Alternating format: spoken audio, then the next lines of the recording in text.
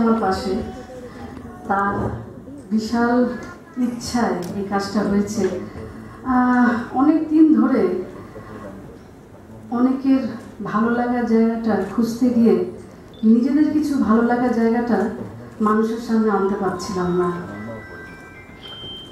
এবার অনেক দিন পর আমার খ্যাপার ইচ্ছা হলো যে আমরা আমাদের শুরুতে গোসাইদের সাথে ঘুরতাম, আকড়ায় যে গান শুনতাম, যে গান তাদের সাথে গেয়ে উঠতাম এবং আনন্দের মানুষ কাদের বলে সেই স্পর্শটা পেতাম। এখনো পাই, অবশ্যই পাই, কারণ তাদের কাছে ছুটে যাই বলে। তো সেইটা স্বপ্নে ছিল, সেটা পরিপূর্ণ করার ইচ্ছা আমার খ্যাপার মনে জেগেছিল। এবং আমি তো সদাই আমার খ্যাপার সাথে, কারণ খ্যাপা ছাড়া খেপি হয় না, খেপি ছাড়া খ্যাপা চলে না। তো সেই জন্যে আমাদের এই ইচ্ছাটাকে আমরা পরিপূর্ণ করে মানুষের কাছে এনেছি, শুধু তাদের কেমন লাগছে এইটুকু জানার জন্যে।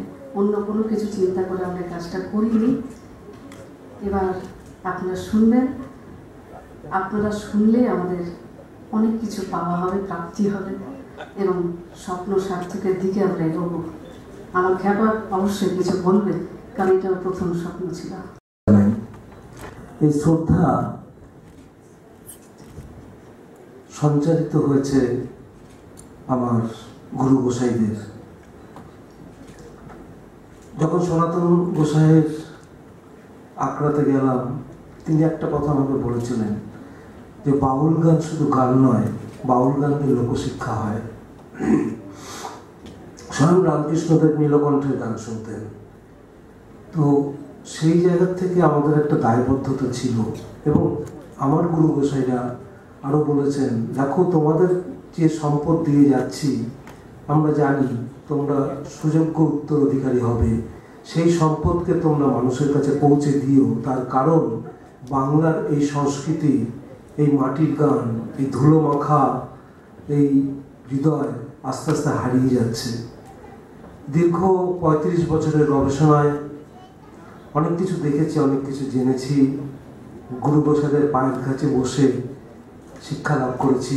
তারই ফসল এই 8টি গান, যে গানগুলো আমি পেয়েছি হরি গোসাই, সুবল গোসাই, গোসাই সনাতন দাস বাউল, কালাচাঁদ দরবেশ,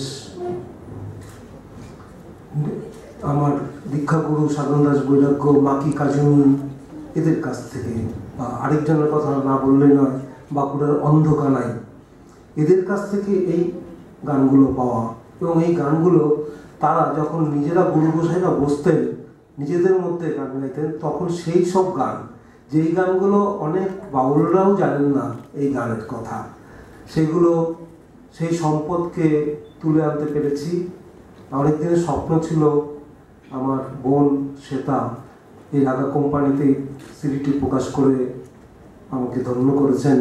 তার সাথে সাথে গুরু গোসাইদেরও তিনি যথাযোগ্য সম্মান জানিয়েছেন। এই জন্য শ্বেতাকে আমার কৃতজ্ঞতা জানাই, ধন্যবাদ। আর লেখার জগতের সঙ্গে সম্পর্কিত, কিন্তু রবীন্দ্র বিদেশে থাকার জন্য রবীন্দ্রনাথের ভাবনায় উদ্বুদ্ধ হয়ে 18th সেঞ্চুরির শেষে রবীন্দ্রনাথ ইউরোপের রোম্যান্টিসিজম মুভমেন্টে অনুপ্রাণিত হন। William Wordsworth, Coleridge, Samuel Coleridge, এদের সাথে রবীন্দ্রনাথও উদ্বুদ্ধ হন। এই রোম্যান্টিসিজমের মূল ভাবনা ছিল শিল্পীর স্বাধীনতা, শিল্পের স্বাধীনতা, the free expression of the feeling of the artist. এই ভাবনায় উদ্বুদ্ধ হয়ে তিনি যেমন সাহিত্য রচনা করেন, সঙ্গীতের উপরে এই ভাবনার প্রভাব পড়ে এবং সঙ্গীতের ওপর ভাবনার প্রভাবে তিনি হিন্দুস্তানি সঙ্গীতকে এই ভাবনার মধ্যে প্রভাবিত করে রবীন্দ্রসঙ্গীতের সৃষ্টি করেন। আর এই শিল্পীর স্বাধীনতার কথা ভেবে এই যে রবীন্দ্রসঙ্গীতের নতুন অ্যালবাম রিলিজ করা হয়েছে, এখানে রবীন্দ্রসঙ্গীতের গ্রামার এবং ভাবনাকে সম্পূর্ণ অবিকৃত রেখে প্রখ্যাত সুরকার, সঙ্গীতবিদ কল্যাণ সেন বরাট সুর, এখানে মিউজিক অ্যারেঞ্জমেন্ট করেছেন। এবং তার সাথে আমি কণ্ঠ দিয়েছি শুভ দাশগুপ্ত। কবি শুভ দাশগুপ্ত এর পরিপ্রেক্ষিতে ভাষ্য রচনা করেছেন, যাকে পাঠ করেছেন জগন্নাথ বসু। এই গেল আমার অ্যালবামের কথা। এবার অ্যালবামের গান শোনা এবং ভাষ্য পাঠ এবং অ্যালবামের বিস্তারিত বিষয় ভালো লাগাটুকু আপনাদের উপর নির্ভর করছে।